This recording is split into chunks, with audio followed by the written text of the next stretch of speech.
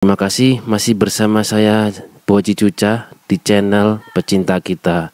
Channel yang akan membahas segala sesuatu ya tentang misteri, entah itu agama, entah itu tanggapan yang salah, entah itu komentar atau lain sebagainya lah. Oke, kali ini kita akan membahas tentang kasus mutilasi lagi ya teman-teman ya.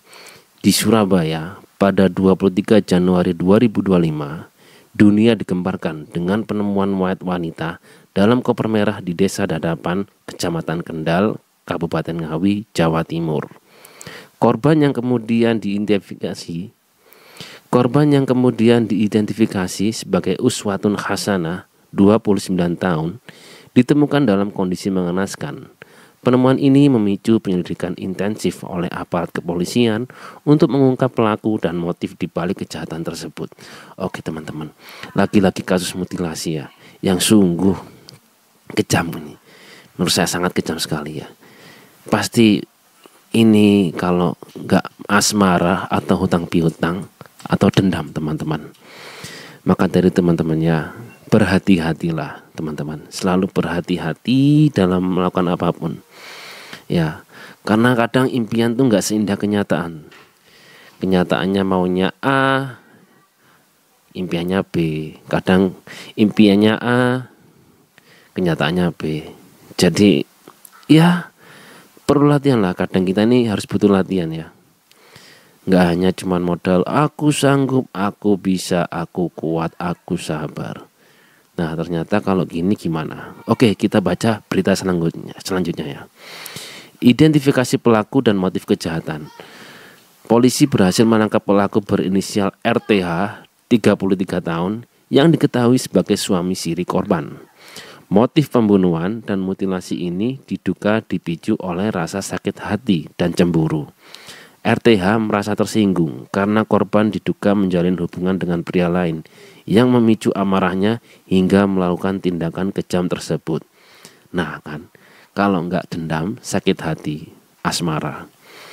Oke teman-temannya, ketika kalian sedang sakit hati, cemburu, amarah, itu pasti akan dibisiki oleh syaitan. Sekali lagi ya, akan dibisiki oleh syaitan. Dan ini bahayanya kalau setan membisiki itu nggak tanggung-tanggung. Melakukan hal yang sangat keji. Sudah dibunuh, dimutilasi. Jasadnya dipotong-potong ya. Masya Allah, kayak ayam potong saja ya. Ya sungguh kejam dunia ini teman-teman. Sungguh kejam ya. Oke, sekarang proses penyelidikan dan penangkapan. Setelah penemuan mayat, polisi melakukan penyelidikan mendalam dan berhasil mengungkap identitas pelaku. RTH ditangkap pada 25 Januari 2025 dan kini tengah menjalani proses hukum. Kepolisian juga mengungkapkan bahwa pelaku tidak berniat untuk memutilasi korban. Namun, karena koper yang disiapkan tidak cukup menampung jasad korban secara utuh, ia terpaksa melakukan mutilasi. Oke, stop dulu sampai sini ya. Tidak berniat melakukan mutilasi korban karena kopernya nggak cukup. Oke teman-teman, di sini kenapa dia memutilasi? Karena dibisiki setan tadi. Ingin membuang jasad, ingin menghilangkan jejak. Nah, dari sini kan kita udah bisa analisis ya. Dia itu setelah membunuh, bingung. Kemudian setan membisiki bagaimana cara supaya dia menghilangkan jejak.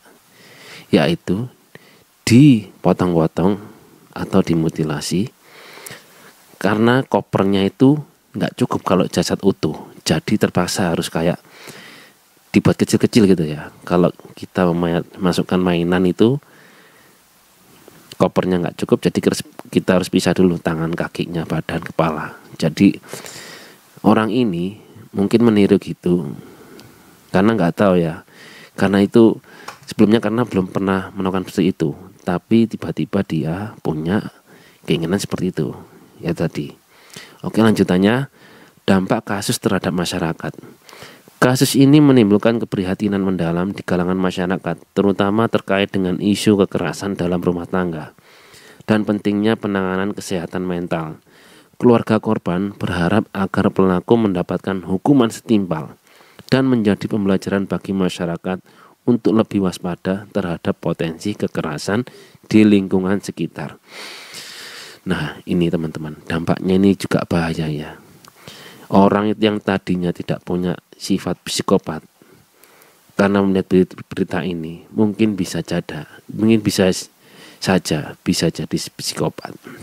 Dan ini dampaknya luar biasa teman-teman. Iya, kalau cuma dimasukkan koper, kalau dimasukkan yang lain bagaimana? Ya itu tadi loh, zamannya ini sudah zaman akhir, kita harus tetap waspada. Tetap sekali waspada teman-teman ya. Jangan sampai kita ini gampang dihasut, gampang diadu domba, dan gampang difitnah. Jangan sampai ya. Oke ya, upaya pencegahan kejahatan serupa. Untuk mencegah terulangnya kasus serupa, penting untuk meningkatkan kesadaran masyarakat tentang pentingnya komunikasi yang sehat dalam hubungan interpersonal. Pendidikan mengenai pengelolaan emosi dan penyelesaian konflik tanpa kekerasan harus menjadi prioritas dalam program-program pendidikan dan pelatihan. Selain itu, penanganan kesehatan mental yang komprehensif dan aksesibilitas layanan psikolog bagi masyarakat juga menjadi faktor penting dalam pencegahan kekerasan. Saya setuju, tapi ada lagi teman-teman yang harus setuju. Agamanya harus dikuatkan. Ya, agamanya harus dikuatkan. Wong yang selevel orang alim aja bisa melakukan seperti itu, apalagi yang tidak pernah belajar agama, mungkin bahkan bisa lebih kejam. Kita contoh saja, contoh iblis kan ahli agama, tapi ya itu tadi, tidak punya etika. Dia mengandalkan ilmu, aku lebih baik daripada dia. Nah itu kan sudah sombong ya. Jadi nggak hanya psikolog saja, jadi saya tambahkan harus ada pendidikan secara agama, spiritual. Oke, lanjutannya peran pemerintah dan lembaga terkait. Pemerintah dan lembaga terkait diharapkan dapat memperkuat program-program pencegahan kejahatan melalui edukasi dan sosialisasi di masyarakat. Menteri Sosial menyebutkan bahwa peran keluarga dan lingkungan sangat penting dalam mencegah tindak kekerasan. Setuju. Kadang yang melakukan ini itu bisa pelaku dan korban itu bisa jadi korban dari broken home. Bisa jadi dari korban broken home. Banyak kok. Ya. Banyak sekali broken home itu karena mencontohkan yang nggak baik, teman-teman. Sementara di luar sana, dia yang menjadi korban broken home itu dia akan mencari kebahagiaan di tempat yang lain, di tempat dan kepada orang lain. Iya kalau orangnya benar. Kalau orangnya salah, itu yang bahaya. Saya peringatkan lagi ya, kalau orangnya salah itu bahayanya apa? Disalahgunakan, dihasut, dibentuk menjadi pribadi yang jahat. Orang jahat tuh nggak harus kasar teman-teman, bisa lembut, ya bisa lembut, bisa halus, bisa diam menghanyutkan. Masih ingat kan peribahasa itu? Di depannya diam, tapi di belakangnya dia sedang menyiapkan sesuatu yang lebih besar, akan melakukan sesuatu lagi yang lebih besar. Itu sangat bahaya teman-teman. Jadi tetap harus waspada, ingat selalu yang Islam jangan tinggalkan sholatnya, kalau bisa minimal 5 waktu jangan sampai bolong ya. Siapa yang bisa menjaga sholatnya, maka Allah yang akan menjaga dirinya. Oke teman-teman, akhirul kalam. Assalamualaikum warahmatullahi wabarakatuh.